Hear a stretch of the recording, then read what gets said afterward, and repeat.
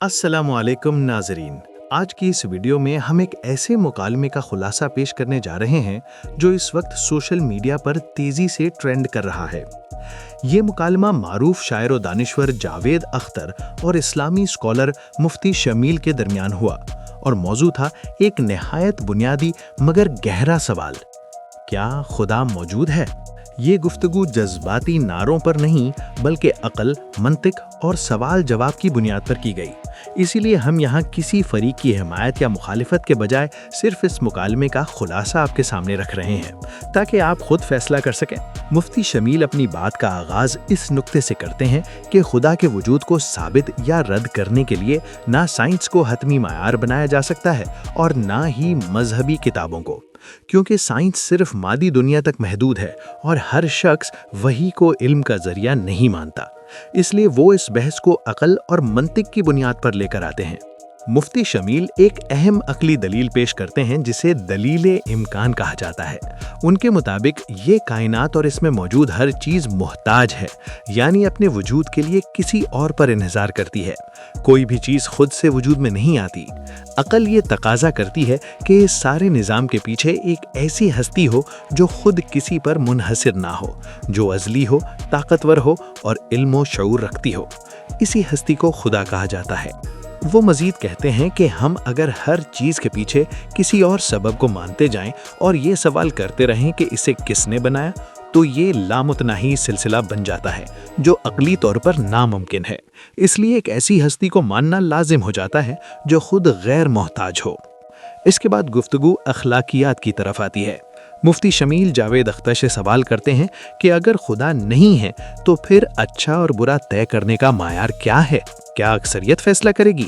अगर ऐसा है तो तारीख में वो तमाम मुजालिम भी दुरुस्त मानने पड़ेंगे जो कभी अक्सरियत की हिमायत से हुए। उनके मुताबिक अगर अखलाकियात सिर्फ इंसानी राय पर मबनी हो तो वो बदलती रहेंगी, लेकिन अगर कोई मुस्तकिल और मारूजी अखलाकी मायार है तो वो सिर्फ खुदा के तसव्वुर के साथ ही मुमकिन है। दूसरी तरफ जावेद अख्तर अपना मौक़िफ़ पेश करते हैं। उनका कहना है कि दुनिया के तमाम मज़ाहिब खुदा को ताकतवर, मेहरबान और आदिल कहते हैं, लेकिन जब वो दुनिया को देखते हैं तो उन्हें जंगें, जुल्म और मासूल बच्चों की हलाकत नज़र आती है।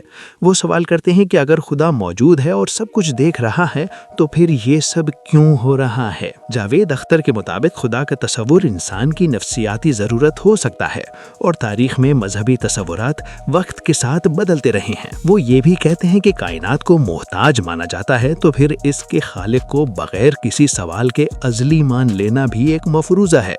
इस पर मुफ्ती शमील जवाब देते हैं कि दुनिया में होने वाला जुल्म खुदा की तरफ से नहीं बल्कि इंसान के आज़ाद इरादे का गलत इस्तेमाल का नतीजा है। खुदा ने इंसान को इख्तियार दिया है और इसी इख्तियार के साथ इम्तिहान है।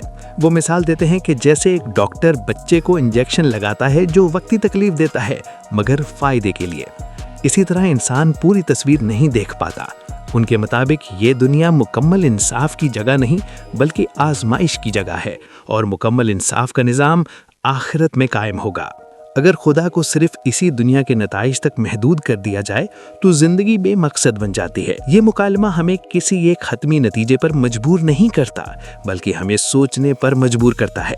एक तरफ इंसानी दुख, सवालात और एतराज़ात हैं और दूसरी तरफ अक़ल, मकसद हयात और अखलाकियात की बुनियाद पर पेश किए गए दलाइल हैं। आखिर में फ़ैसला नादिर पर छोड़ दिया जाता है कि वो किस मौक़िफ़ को ज़्यादा मजबूत समझता है। मकसद किसी को कायल करना नहीं बल्कि सोच को जगाना है। अगर आपको ऐसी फिक्री और इल्मी खुलासा वीडियोस पसंद आती हैं तो चैनल को सब्सक्राइब करें, वीडियो को लाइक करें और अपनी राय कमेंट्स में ज़रूर शेयर करें। अल्लाह हाफिज़।